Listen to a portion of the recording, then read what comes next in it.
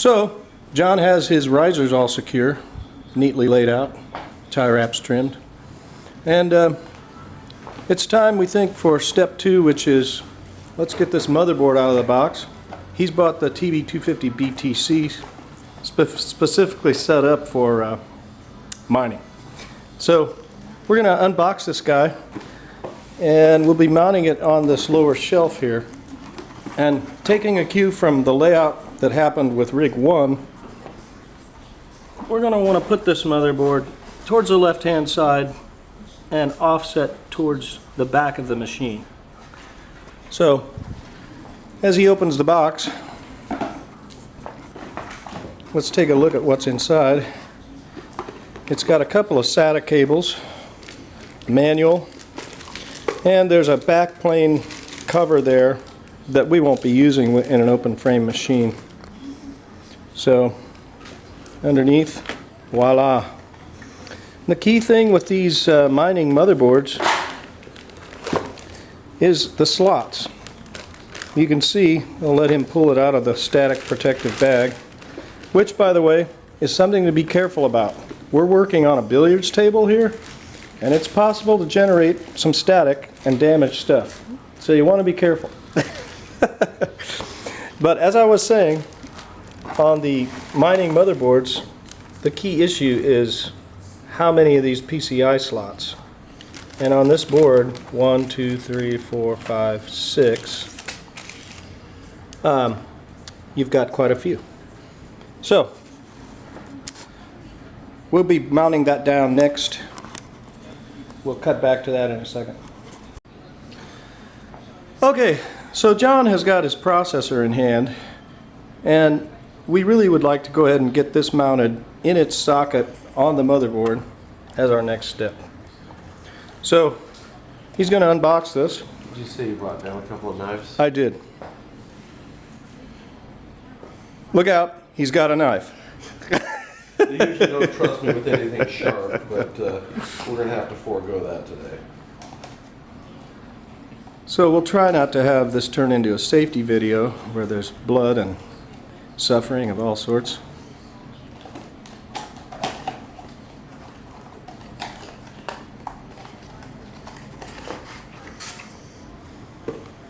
Now, you may notice that we've bought a Core i3. It's really more processor than you need, and it's more expensive than you need. But I was able to get a deal on these, so we went ahead and got them. I think the price point on the processor for your mining rig should be something under $100. We paid right at $100 for this, but you can't really do that on the open market. But just the main point is to realize that you don't need a lot of processor for a mining rig. So this slot, you go ahead and, it's okay if you want to remove that. It has a locking bar. You pop that up thusly. I'll let John go ahead and remove the processor.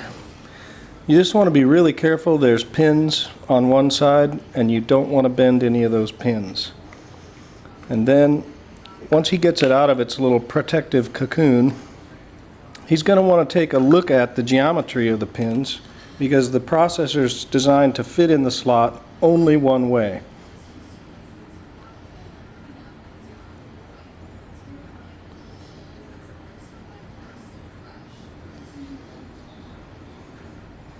So let's take a close look at this. So there's a notch here on the one side.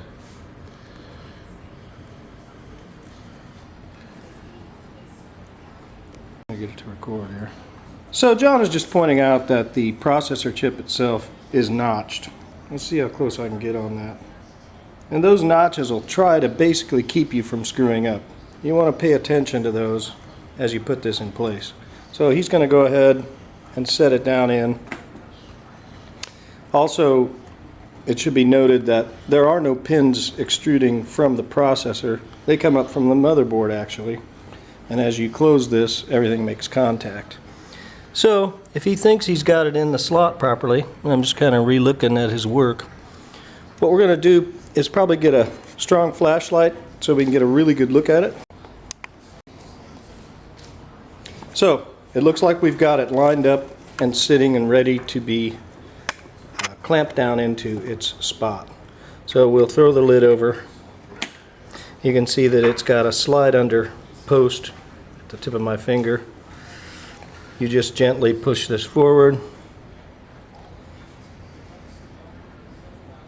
and it will actually lock down, kind of like setting a mouse trap. Yeah, so that looks good. And now the processor should have come with some thermal paste, because it didn't come with the processor. It's with the fan. It probably came with the cooler. Yeah.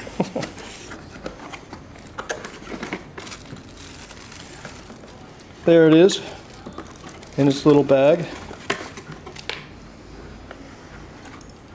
There's the cooler.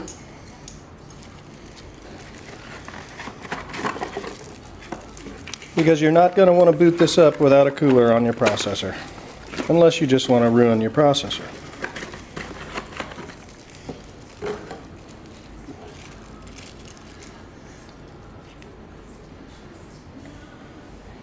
So what I would do first is get this opened up and get a little dab on this guy. You don't want it running over, so to speak, but you don't want to be too stingy either, so it's a Goldilocks situation.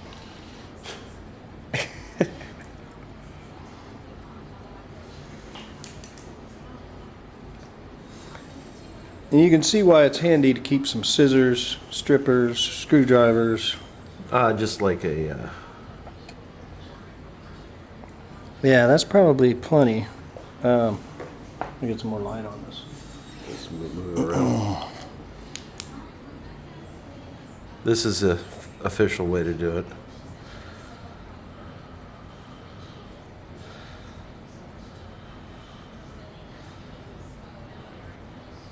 Of course, this material is highly hazardous and toxic, so make sure you wear gloves.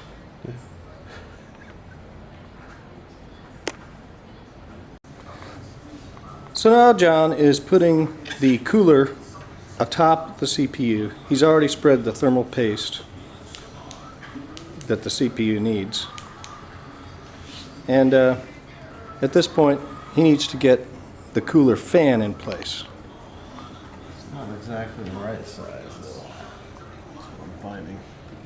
Probably has only one orientation that works. That's probably the closest that I've seen there. Where's that flashlight up there?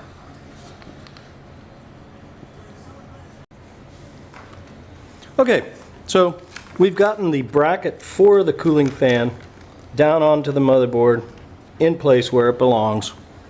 It pushes right on through, and then there's some locking pins for it as well that he's going to go ahead and put in place. Try to get more light on this.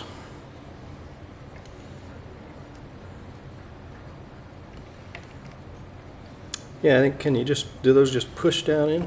Yeah, exactly, till they snap, and now that thing is not going anywhere. And so now he has his cooling fan, which is ready to sit atop and strap down with its little flexible spring bracket. So this is here, so... Yeah, we'll there's a orient connector this. for the electrical to run the fan. That's going to flip over, John. I'm just saying that that's going to hit right there on the... where we put the thermal... Correct.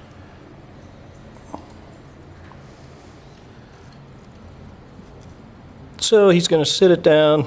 He's going to have to latch first one end of the strap over here, or it's one end or the other, I don't know which.